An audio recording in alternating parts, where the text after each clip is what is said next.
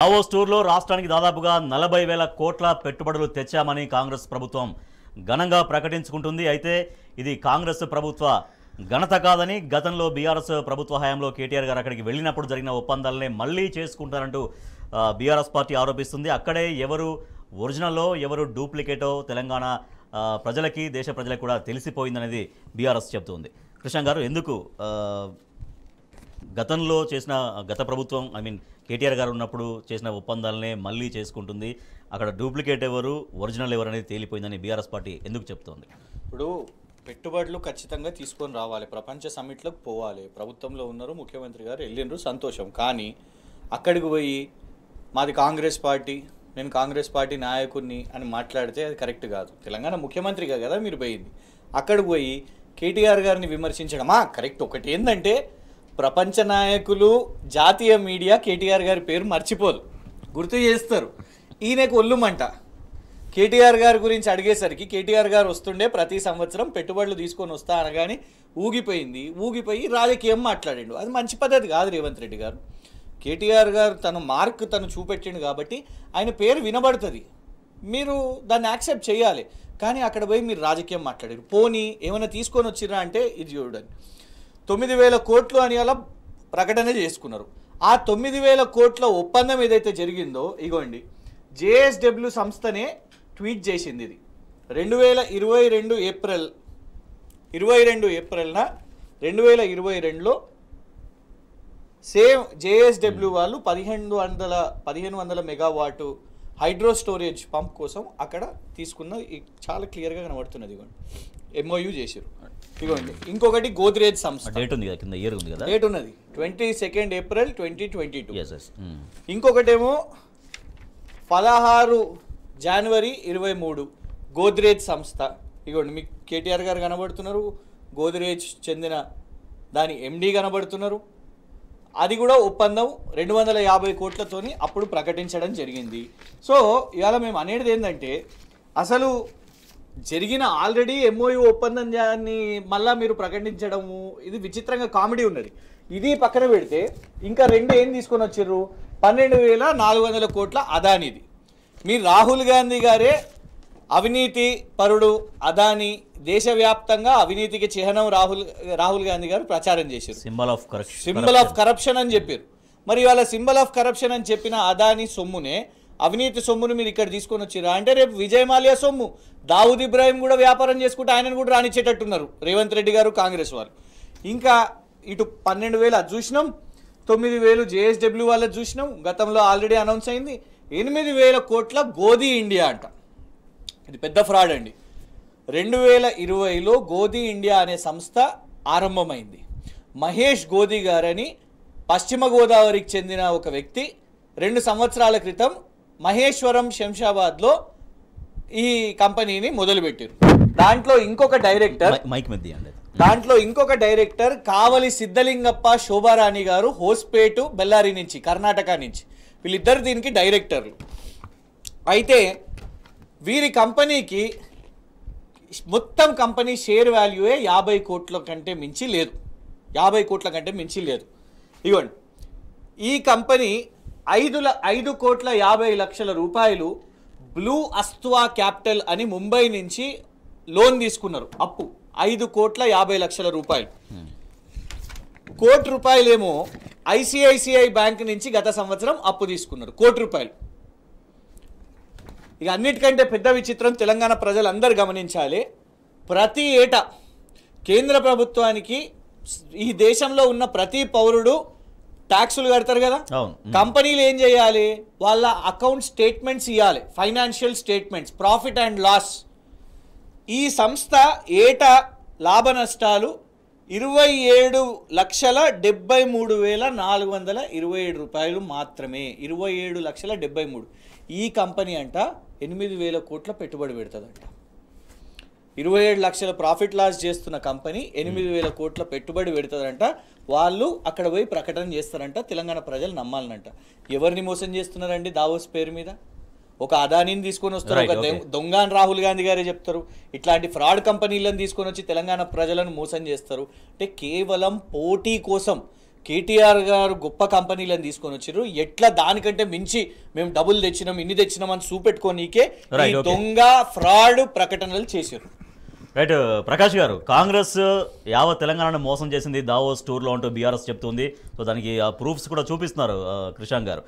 అయితే సరే, పెట్టుబడులు రావడం ఒక ఎత్తు అయితే ఆదాని విషయాన్నే అందరూ ప్రశ్నిస్తున్నారు. రాహుల్ గాంధీ పొద్దున్న లేస్తే ఆయన సింబల్ ఆఫ్ కరప్షన్ అంటూ ఆదానిని విమర్శ చేస్తారు. మన రేవంత్ రెడ్డి కూడా ఎలక్షన్ దాంట్లో చెప్పారు, ప్రధాని అండ్ ఆదాని ఇద్దరు దేశాన్ని అమ్మేసిన సార్ అటువంటి వ్యాఖ్యానాలు చేశారు. ఇవాళ అటువంటి మళ్ళీ ఆదానినే ఎందుకు వెల్కమ్ చేశారు, దాని ద్వారా ఏం చెప్పబోతున్నారు, కాంగ్రెస్ పార్టీ ద్వంద్వ వైఖరి వల్ల ప్రజలకు అర్థమైంది అన్నటువంటి ఒక చర్చ జరుగుతూ ఉంది.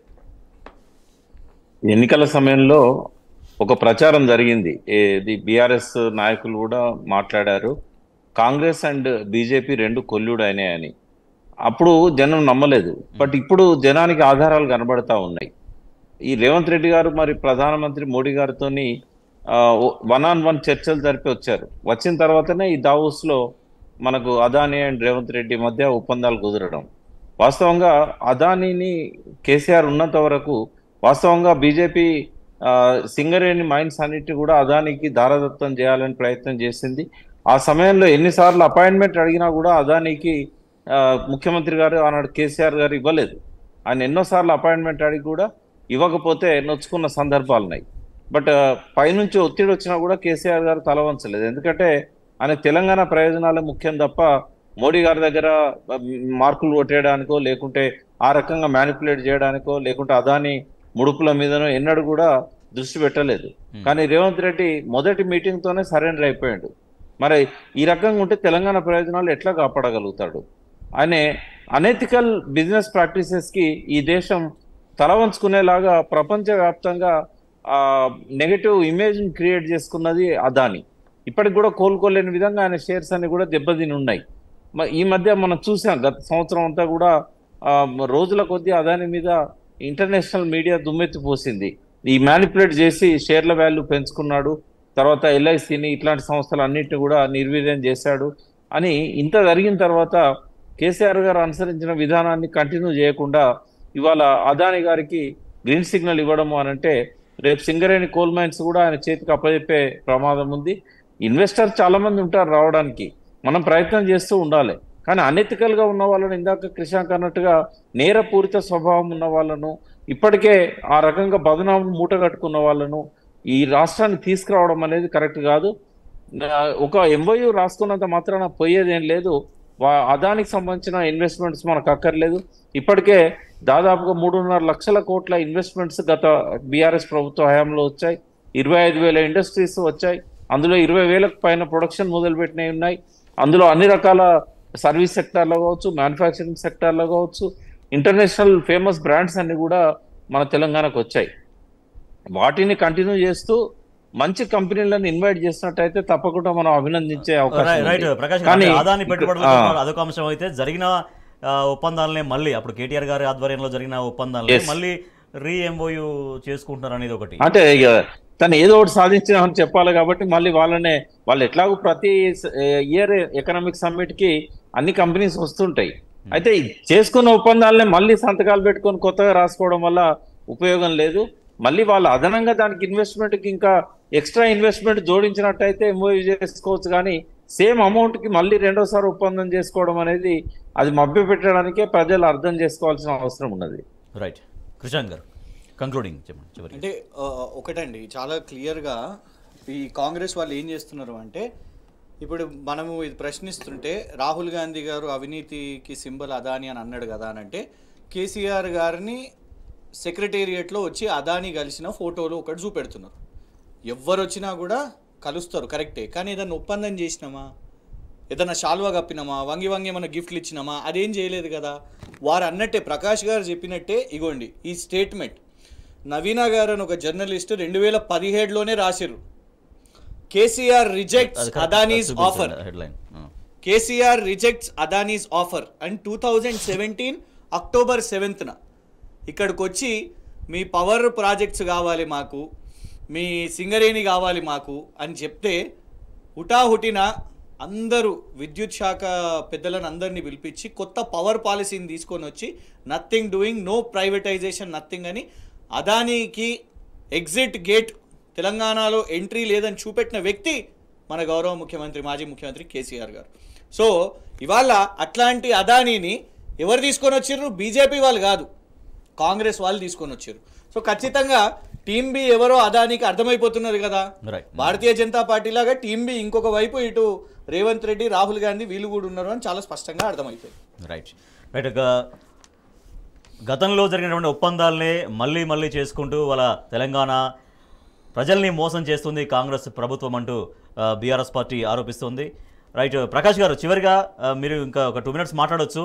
సో ఓవరాల్గా తెలంగాణ ప్రజలు ఏం అర్థం చేసుకుంటారు? ఇవాళ మనం ముందు మాట్లాడిన సబ్జెక్టు నీటి విద్యుత్ విషయంలో, కేఆర్ఎంబి ప్రాజెక్ట్ విషయంలో కావచ్చు, తర్వాత దావోస్లో పెట్టుబడుల పరంపరకు సంబంధించి. రాజేష్ గారు, ప్రజల పట్ల ప్రేమ ఉండాలి. ఏదైనా చేయాలనుకున్నప్పుడు, ప్రజలకు అనుకూలమైన నిర్ణయాలు తీసుకోవాలనుకున్నప్పుడు దానికి సంబంధించిన అవగాహన పెంచుకోవాలి. ప్రజల కోసం ఏదైనా చేయాలనే తపన ఉండాలి. ఒక తెలంగాణ కోసం జీవన్మరణ పోరాటం చేసిన ఉద్యమానికి కేసీఆర్ గారు నాయకులు. ఆయన ప్రాణాన్ని కూడా ఫలంగా పెట్టి తెలంగాణ తెచ్చుకొని అహర్నిశలు ఆ తెలంగాణను బంగారు తెలంగాణకు ఎట్లా మార్చాలి, ఒక్కొక్క సెక్టార్లో మనకు వ్యవసాయం కానీ, విద్యుత్ కానీ, తాగునీరు కానీ, పారిశ్రామిక రంగం కానీ, అంటే ప్రపంచం ఎన్నడూ చూడనటువంటి చిన్న పాయింట్ యాడ్ చేసింది కృష్ణ గారు. అదే చెప్పారు, అంటే తెలంగాణ ప్రయోజనాలు ఎవరైతే కాపాడుతారో వాళ్ళ సమాజానికి అర్థమవుతుంది. కాబట్టి వాళ్ళ లోక్సభ ఎలక్షన్స్ లో గలాన్ని వినిపించడం కోసం ఎవరు ఉండాలనే దాన్ని చాలా అవసరం అది రాజేష్ గారు. ఎందుకంటే పార్లమెంట్ ఇప్పుడు ఈ కేఆర్ఎంబి ఇట్లాంటి వాటిని మనము కట్టడి చేయాలన్నా కూడా, మన ప్రాజెక్టులను మనం కాపాడుకోవాలన్నా వాటర్ అనేది స్టేట్ సబ్జెక్టు. రాష్ట్ర ప్రజలందరూ గమనించాలి. ఇది బీజేపీదో లేకపోతే ఇంకో రాష్ట్రాంతో కాదు, మన తెలంగాణకే సర్వ హక్కులు ఉండాలి. ఈ వాదనను పార్లమెంట్లో వినిపించాలంటే కేసీఆర్ గారి కంటే గొప్పగా మాట్లాడే వాళ్ళు కానీ, బీఆర్ఎస్ కంటే గొప్పగా ఈ విషయాలను తెలంగాణ కోసం పట్టుబట్టి మాట్లాడగలిగే వాళ్ళు ఎవరు అక్కడ లేరు. కాబట్టి పార్లమెంట్ ఎలక్షన్స్ ఖచ్చితంగా తెలంగాణ ప్రజలు చేసిన తప్పును సరిదిద్దుకొని పెద్ద సంఖ్యలో పార్లమెంట్ కనుక తెలంగాణ బీఆర్ఎస్ ఎంపీలను కనుక పంపించినట్టయితే తప్పకుండా కనీసం కేంద్ర స్థాయిలోనైనా తెలంగాణ ప్రయోజనాలను కాపాడుకోవడానికి ఒక అవకాశం మళ్ళీ ఏర్పడుతుంది. కాబట్టి మళ్ళీ ఏదో ఇప్పుడు రామునికి మొక్కితే మన పొలాలకు నీళ్లు రావు, రామునికి మొక్కాలు ఎవరొద్దంటున్నారు? అది మనసులో ఉంచుకోవాలి భక్తి అనేది. దాన్ని ఎన్నికలలో బ్యాలెట్ రూపంలో ప్రతిబింబించేలాగా చేయకూడదు. ఇవాళ బీజేపీ ఏం చేస్తున్నది? ప్రజల మౌలిక సమస్యలను పరిష్కరించడానికి బదులు రాముని గుడి కట్టించినా మాకు ఓటేయండి, మేము గెలిపిస్తాం హిందూ సమాజం అని ప్రజలను చీల్చే ప్రయత్నం చేస్తూ ఉన్నది. ఇవన్నీ కూడా ఏ ప్రలోభాలకు కూడా, ఏ హామీలకు కూడా లొంగకుండా తెలంగాణ ప్రయోజనాలనే శిరోధార్యంగా భావించి కేసీఆర్ గారి టీంని పార్లమెంటుకు పంపించినట్టయితేనే ఈ నీళ్ల మీద మన హక్కులను మనం కాపాడుకోగలుగుతాం. ఈ కేఆర్ఎంబికి కానీ, కేంద్ర జలశక్తి శాఖకు కానీ ఒక కట్టడి చేయగలుగుతాం. పక్కనున్న ఆంధ్ర రాష్ట్రంతో మనము ఈ తగాదా లేకుండా పరిష్కరించుకోవడానికి గతంలో కేసీఆర్ గారు ఏవైతే ప్రతిపాదనలు ఇచ్చారో అవి మనం మళ్ళీ ఒకసారి సాధించడానికి అవకాశం ఉంటుంది. అంటే జల వివాదాలకు శాశ్వత పరిష్కారానికి పార్లమెంట్ ఒక వేదికగా మనం వాయిస్ వినిపించాల్సిన అవసరం ఉన్నది. దావోస్లో పెట్టుబడుల ఘనత అనేది కాంగ్రెస్ ప్రభుత్వ ఘనత కాదు, గత బీఆర్ఎస్ ప్రభుత్వ విధానాలనే వాళ్ళ దావోస్లో వాడుకొని పెట్టుబడులు తీసుకొస్తుంది. అంతవరకు ఓకే, వాడుకుంటే ఓకే, బట్ అక్కడికి వెళ్ళి డూప్లికేటు, ఒరిజినల్ అంటూ ఇటువంటి రకరకాల మాట్లాడి తెలంగాణ సమాజం పరువు అక్కడ తీయొద్దు అనేటువంటి మాట బీఆర్ఎస్ పార్టీ సూచిస్తుంది. దాంతోపాటుగా నీటి హక్కులు కాపాడే విషయంలో కూడా తెలంగాణ రాష్ట్ర ప్రయోజనాలను దెబ్బతీసే విధంగా వ్యవహరిస్తే చూస్తూ ఊరుకోబోం. డెఫినెట్గా తెలంగాణ రాష్ట్ర హక్కుల్ని కాపాడే విధంగా కాంగ్రెస్ ప్రభుత్వం పైన, అలాగే కేంద్రంలోని బీజేపీ ప్రభుత్వం పైన ఒత్తిడి తీసుకొస్తామని బీఆర్ఎస్ చెప్తోంది. థ్యాంక్ యూ సో మచ్ మన కృషాంక్ గారు అండ్ వి ప్రకాష్ గారు. Thank you so much.